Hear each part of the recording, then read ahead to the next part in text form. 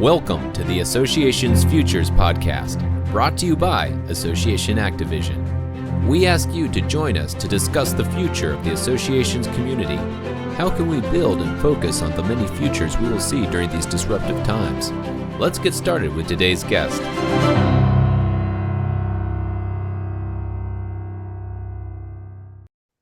Hi, friends. I'm Michael Butera, your Association Futures Podcast host. Today's guest is Barry Pilson, an association nonprofit consultant with a long background in the association community. His expertise is in leading digital marketing, branding, and strategic messaging. Some of his past clients include SIFMA, the National Association for Gifted Children, and the American Podiatric Medical Association. Barry is an ambassador for ShowCare Event Solutions, Insight Guide, and Association Analytics. Being a strategic thinker and marketer, he builds communication plans, develops them, and helps organizations build collaborative partnerships, and that's among a few of his many talents. A real strategic thinker, it is my pleasure to welcome Barry to the podcast. Hi, Barry. Hi, Michael. Happy to be here. Thanks for having me. I appreciate it. Well, it's my pleasure to have you with us. I'd like to get right in by starting with what inspired you to specialize in digital marketing and branding and strategic messaging in the association community? So, like many things in the association community, you sort of find yourself rolling into it. I think in my first association job, I was hired to do marketing, and obviously the digital marketing piece slowly appeared, right? Things became more and more electronic and online. I was doing sales and marketing and business development for a company up in Boston that did student loans and payment plans for colleges and private independent schools. And much of that obviously entailed marketing, and we had to sort of do our own marketing. And so we were creating pieces and stuff for schools and writing copy and writing text. And that's kind of how I fell into that. And I particularly fell into it within the higher ed financial aid admissions realm, which is sort of where my first association was. So that's kind of how I got into the marketing piece, and you can slide membership under that as well, because that typically, with most of the jobs I've had, membership always ties with marketing, which when you think about it, makes a lot of sense. Yeah. Well, then in your experience, how does this digital marketing evolve in this new climate of the 21st century? I mean, what do you see as the future in digital marketing? Anything special out there? Well, you mean like AI? That's a good example. There's always, honestly, with marketing in general, there's always something new. There's always some new technology. There's always some new technique, or there's always some new law prohibiting some of the things that you were already doing, which is also important. I think digital marketing, anymore, marketing is digital marketing. I don't know that you can separate one from the other, but that doesn't mean that digital marketing doesn't include things that aren't necessarily digital to the naked eye. And so I think that's the thing that is important to remember as we talk about digital marketing and sort of what the future is. The future is going to be whatever that new technology is that might support your efforts and get you to the outcomes that you want. There's always new technology. Should you use it? New social media, should you use it? Well, that depends, right? And so that's much like AI. Well, that depends. First of all, every group is probably using AI anyways through marketing automation, which has been there for years at this point. But what are the next steps? Do you use AI as part of the way that you write copy, or to have it look at your copy and things like that? Those are some of the new things, and will it save you time? And I actually think, having experimented a little bit with the AI thing on sort of writing stuff, I haven't really asked AI to fully write something from a blank script, but I have put some things together and put it into actually Microsoft Copilot and said, give this a stab and rewrite it. And and I've used a lot of what it's rewritten. Things that I wasn't thinking about, words afraid, and so that's a good future and it's a good time saver. And so I think that's assuming that your organization, is putting up guardrails for you and allows you to use that, yeah, in digital marketing. But print is still a part of digital marketing. And everyone's like, well, how's that possible? Well, because everything that you're doing is leading to some digital thing, right? I mean, if you're putting a postcard out there that's promoting your annual meeting or something else, there's something on there, a URL, a QR code, or something that's pushing you to a website, to an app, to something to continue whatever it is that you are doing. And that's true whether it's a magazine, which in most cases these days, all the articles are online. Yeah, you may have to be a member to see all of them, but everything is pushing you to the digital version, where you can obviously share comments and do all that sort of stuff. But print is a good sort of front end, um, you know, catalyst for people to move ahead, and it ties in with the metrics and everything else. So that's the way I look at digital marketing. It's everything to me is holistic, and you can't separate stuff. Like print isn't over here, and social media is here, and your website is here, your marketing automation is here. Everything ties. Yeah, I was always taught that a good marketing strategy includes multiple platforms. Right. So print, media, if you can afford it, I guess. Mhm. A lot of associations cannot. And as you were just saying, print's still there, mail, all kinds of things make up this holistic approach to the marketing thing. So having thought about that, what do you think are the key elements that contribute to a strong brand message for an organization? So I'm gonna harken back here, and those that have been in the association and ASAE and GWSAE will know this. I remember when branding was really coming up, and GWSAE and then ASAE was doing some big new branding things, and Susan Safardi got up and talked to the world and said, "Look, Starbucks markets itself as wanting to be number three in your life, basically job, family, Starbucks. And the association, in this case, GWSAE or ASAE, wants to be number three and will do the things that it takes to create that environment that you want it to be number three on your list of things. Maybe four, maybe there's, your church or something that comes before that. But the goal is to have that in your top three or four things that you think about and do every day. And effective branding really is about trust. And you're going to hear that a lot today. Okay. But really, if you trust the association that you're a member of to be providing quality content, and that what they're telling you is the truth, and then that's going to be good support for their brand, right? Because you trust them, you're going to talk about them, and that's really what the brand wants you to do is word of mouth and develop that trust between the organization, so that when the organization does something, you're going to be out there, maybe be, the first person to jump in on something. So I look at, top-notch branding means you really develop the trust with your marketplace. So one of the things you're known for is helping organizations build collaborative partnerships. So what do you see as some of the practices that foster, an effective partnership in the association space? So I think you have different kinds of partnerships in the association space, right? But all of them require trust.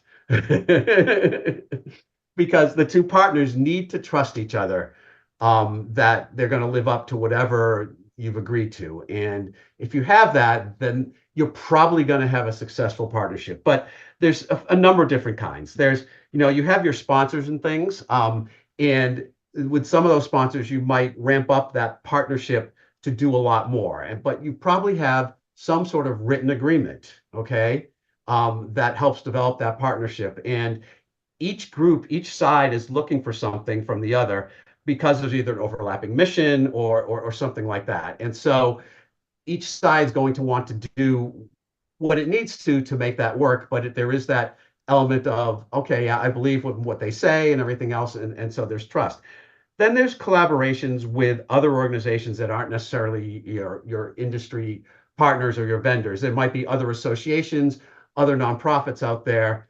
And that's a different kind of collaboration because you're probably on equal levels in terms of what you need, and there may or may not be a financial thing going back and forth. And those collaborations, I believe, start at the top. If the CEO really, in both cases, needs to support that collaboration in order for that collaboration to work. If it's just you and your partner in the other organization making that happen, there may be things that the CEO, so it really needs to make sure that you have this sort of up top down um, buy-in for all of that. But again, there's still the trust between the organizations. The other kind of collaborations are internal, right? Your membership group working, if the marketing group is separate, working with the marketing group and collaborating, or working with your advocacy group to collaborate on a particular project and things like that. And again, it's believing the players and trusting the people that you're working with and having an outline of what the expectations are. So in most cases, I think there needs to be something in writing.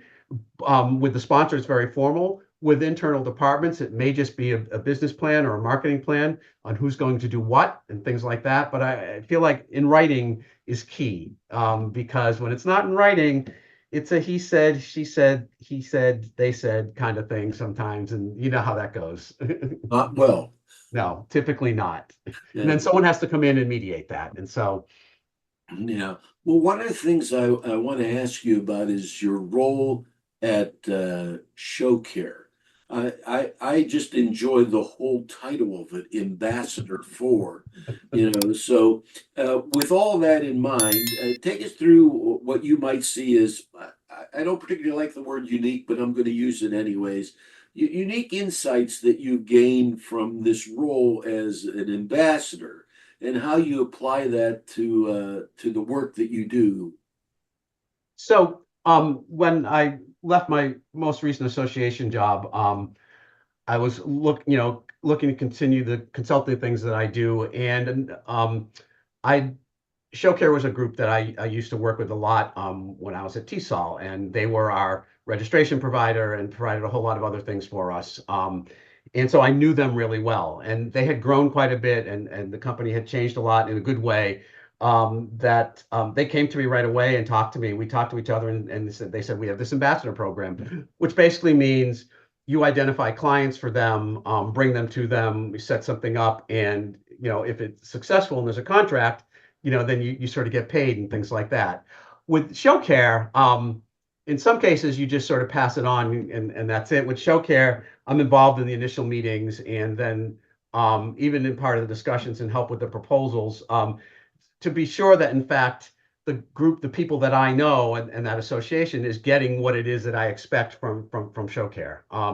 With some of the other groups, it really is just hey, let's connect these two groups and see what happens. So it's I have a bunch of groups that I'm doing this for because from the organization's point of view, any leads are positive, right? And from my point of view, if I can help an association find a right vendor for something, that's also positive. And so while I'm tied to a few, I understand that not all of them will work too. So, it goes both ways. But I've learned a lot more about, the inside of how many vendors work. I mean, I know how vendors work, but there's always other things that you don't know. And I mean, I was happy, ShowCare is always on the up and up, and I always knew that from my side. But when you're on the inside, you never know. And it is. They really they do their best to support their association partners, and that's the kind of groups that I want to be doing support for. So that's sort of how I got into that and why I'm doing it. And it's a good sort of income stream eventually to have as you're trying to build up your other consulting practice. So. Yeah. So, the old story, we live in interesting times. So there are a lot of challenges and trends in the association community that have bubbled up since we came into the new century. There's a lot of stuff happening, and it's happening pretty fast these days. Uh, are there, in your view, the wide view, are there emerging trends in the association sector that you think are shaping the future of how organizations will operate and communicate in particular? You know, there always is, right? And I think what goes around comes around because things tend to surface every 5 years or so, cyclical, whether it's governance and people are freaking out over how bad boards are or this, that, and the other thing. And there's new books coming out. But I think governance is always something to be paid attention to. And I think as laws are changing and people are being held more accountable, governance is really something that associations need to pay more attention to if they haven't been, just in how their boards are operating, their bylaws, and all that sort of thing. I think from a marketing communications perspective, it's ever changing, as we talked about earlier.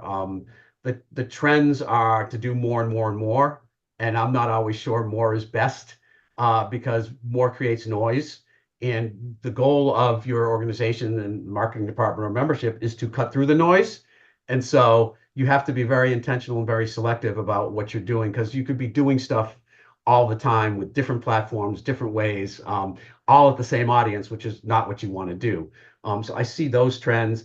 The whole thing about non-dues revenue, which I won't say is cyclical, it's always there, but sometimes it becomes more. And now you're seeing interesting, I don't want to call it pushback, but interesting arguments to say, hey, wait a minute, everyone's trying to get money that isn't membership, but let's go back and look at your membership money and pay attention. And are you paying as much attention to membership as you should be? You're paying so much attention to your non-dues revenue things, whether it's sponsorship, advertising, those kinds of things. But are you really paying attention to membership in the same way? Are you giving it as much attention? Are you giving it as much messaging? Are you giving it as much marketing? Are you giving it the things it needs in order to thrive? And so the idea that membership shouldn't be a significant part of your revenue stream, is challenging to membership organizations, right? And so, what non-dues revenue may be, additional add-ons to membership. And we're seeing a lot more tiered membership, for example, where people can take a certain level and add things on. Well, that's in a way non-dues revenue too. And so I think people need to pay attention to that and understand that it's okay if membership is 60% of your revenue. As long as you're paying attention to it and you're watching for the trends, so that to be sure that membership isn't slipping away from you. If membership seems good, you're not going to pay attention to it, and that's actually when you should pay attention to it. And so that's why I love hearing all the non-dues revenue panic. And I think that more groups are looking at not just membership, but educational kinds of things, and not just your normal go after your sponsors that give you money, but what are the other valuable things that your organization can be offering, whether through partnership or something like that, to add value to what you're already doing. Some organizations have their cash cows, whether it's certification, accreditation, those kinds of things, which is typically as good or better than membership revenue. And but even those organizations struggle at times, if other things are falling off. So that's always going to be a trend. People's talking about business models, and it has to change, and it has to change, but no one's really come up with what that change needs to be. There are people out there that will try and really sort of blow things up a little bit and say, well, you shouldn't have members at all. But that's really as much about getting people to think in different ways as it is about really free membership, although there are groups that do that too. But I think you've got to try. Well, that's good advice, I think. You do have a long career in the association world, but your full-time consulting gig is relatively recent. What have you learned going into consulting that maybe was either a surprise, or maybe not a surprise, but required a certain emphasis that you didn't previously have to look at so seriously? So, it's always about chasing business, right? And that's always the thing that scared the heck Oh, out I of know me. that. My first dip into consulting was probably back in 2008, 2009, when I got laid off right during, the big recession. And I was like, okay, I'm looking for stuff to do. And there were plenty of people that I reached out to that had things. And so I was able to pick up some projects with some groups right away. And So that was my sort of first dip into consulting and doing those projects. And then I held on to sort of the consulting thing and did it a couple other times in between jobs and things like that. But in all those cases, I had stuff, right?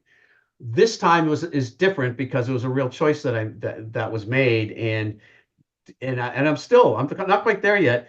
Am I ready to do this full on 100%, put the shingle out there, come up with an company name, and all that sort of stuff? And I'm still trying to figure that out, Michael, which is why talking to you has been great, and sort of being part of the consultants network and sort of learning from that group. And but you've got to find your niche, because there are so many consultants out there and so many different things, and there's only so much and only so much that the organization is going to pay you. And so you have to develop that reputation and get out there. And so one of the reasons from doing your podcast, right? Let me get a little blunt there. But the business development thing is that I've been doing is a little bit different, and there's not a lot of folks that do that. And I'm trying to see if that can actually become a way, to sort of make a business by helping folks sort of look at their vendors. We have folks out there that are doing it just in the membership world, looking at AMSs, and that they will be your project manager and guide you and help you determine that. And that's not me per se, but so I'm looking at all these things and trying them out and see what might stick. Yeah, I love technology. I tell everybody I'm a user and abuser of technology. But I don't think that technology is the answer to everything. There's still a personal touch out there somewhere. Right. If there was one really exciting project that you could think of that you'd love to do, could you come up with that? What would that be for you? Oh gosh. I mean, there's a lot of interesting different projects, that I'd love to do. I love to help people actually identifying the appropriate technology. Like I love the AMSs, and I've worked with a bunch of them, and I know the pitfalls of them, and I so that, it's really interesting to me to see how organizations look at that and typically blame their AMS for the issues that they're having. But that's usually not, 80% of the time, that's not the problem. It's either how it was installed, or the training that's been done, or a whole slew of things. And no AMS is perfect, right? So if people are going in expecting, the panacea to solve all their problems with an AMS, that's challenging. Email automation systems, marketing automation systems, I love them, and I understand them, and I know. It's always interesting to me that I see organizations that are not that big buying into these huge marketing automation systems, and I'm like, what are you going to do with all that, and how much money are you spending? And sometimes they just get guided in the wrong way, or they're using the marketing automation system that the provider of their AMS has, like Salesforce. A lot of groups use Salesforce, and they have a couple of big marketing automation systems that integrate really well with Salesforce. But your organization may not be big enough to make use of something like that. And so, it's always interesting to me to watch that. There are some really good products out there, and I love identifying which is probably why I'm doing some business development, and event stuff in terms of registration and things that go with events, sponsorship. I'm working with some groups that actually, with ShowCare, on putting sponsorship programs together, and strategy and all that sort of stuff. And I really like that. I've done a lot of it, and I understand it. I think I do. But everyone's looking again for, how do we get more sponsors? How do we get more money out of our sponsors? And those are the wrong questions to be asking too, I think. So it's That's about what you have to offer. That's actually very good advice right there. It's the wrong questions. That's excellent advice. You just brought up an issue about the size of associations. Uh, the overwhelming number of associations are relatively small. And I'm wondering, in your field where you're doing strategic communications and messaging and branding, do you see any real problems, pitfalls, or opportunities that smaller associations have or need that are bigger associations, just by virtue of more resource, are able to handle in different ways?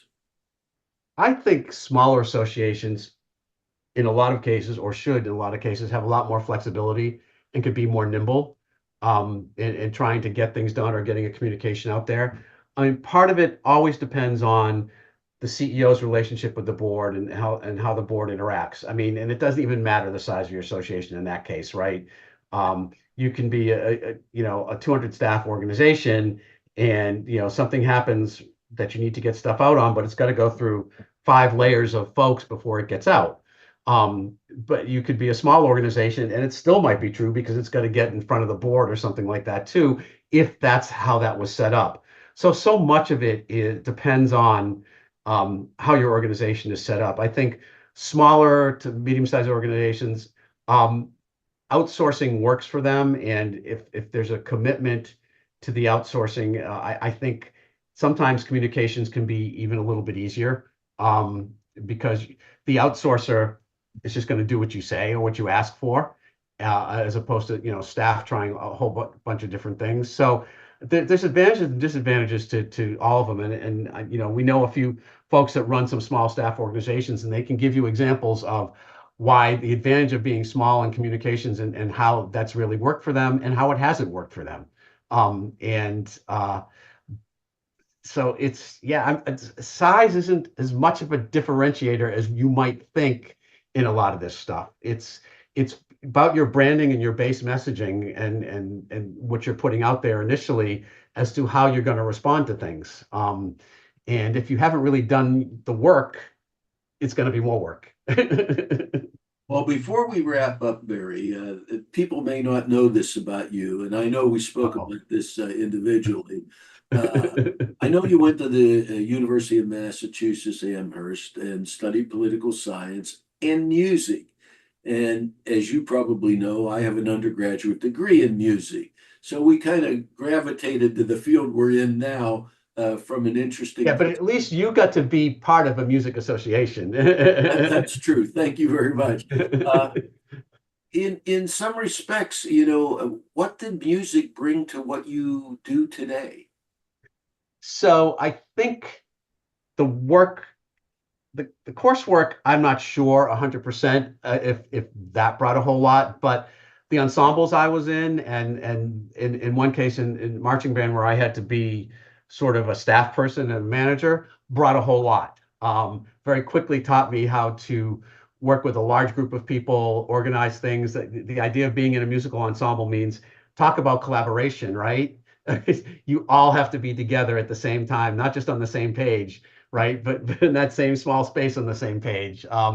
And look, having a good leader, and the importance of a leader, to sort of help you through, but that at least a leader will also, in an ensemble, will sort of listen to your interpretations and things like that too, and try to adjust. I mean, some conductors don't care, and they will just you do what they ask. Other conductors want you to, whether it's your clarinet section or saxophone section, to do some work and then come back together and hear what it's all about, and then make that all work together as a collaboration. That's particularly true in marching band, if nothing else. And so my experiences in terms of being in ensembles and just working with those groups and working with lots of individuals really has helped me understand how to work with volunteers and larger groups of people and manage those things. Well, I couldn't agree with you more on that point. Before we wrap up here today, I want to ask you if viewers want to find you, the easiest way for them to contact you, what would that be, Barry? Well, LinkedIn for sure, right? That's typically the easiest way, or bspilson@gmail.com, which is probably on my LinkedIn.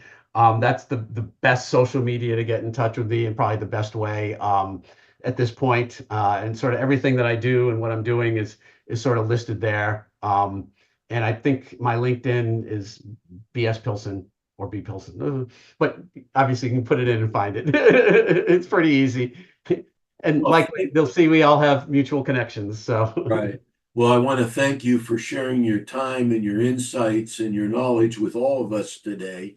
It's been great to have you on the podcast, and I look forward to many more opportunities in the future. And good wishes to you in your work, both in consulting or whatever you decide to do. Well, thank you, Michael. I've really enjoyed our conversation, and you asked good questions, and it made me think as well. And hopefully I was able to shed some light for some people on some things to think about, and maybe have a lot more questions for me, things like that. So great. It's been great having you on, Barry. Friends, Association Futures is a forward thinking podcast that delves into the future of associations. Our mission is to help you and your organization navigate the ever evolving landscape by anticipating trends, avoiding short sighted decisions that cause long term problems.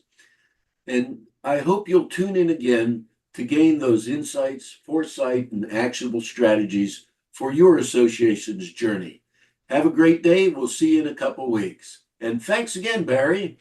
Thank you, Michael.